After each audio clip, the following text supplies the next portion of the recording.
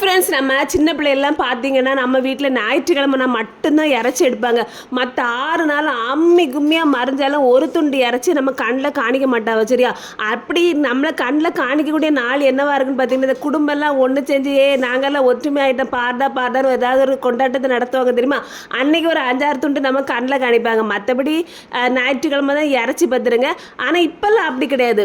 நம்ம வந்து நினச்ச நேரத்தில் ஒன்று கடையில் போய் வாங்கி தின்றோம். சிக்கன் மட்டன் இதெல்லாம் ஏதாவது ஒரு ரூபத்தில் தின்றது. ஒன்று பப்ஸ்லேயா இருக்கும், பண்டத்துலேயா இருக்கும், இல்லை கடையில் போய் கரகின கோழி, சுட்ட கோழி, பபலடா கோழி ஏற்றா வீட்டில் கறியை வைடா அப்படின்னு சொல்லி ஏதாவது ஒன்று நடக்கும் பார்த்துருங்க.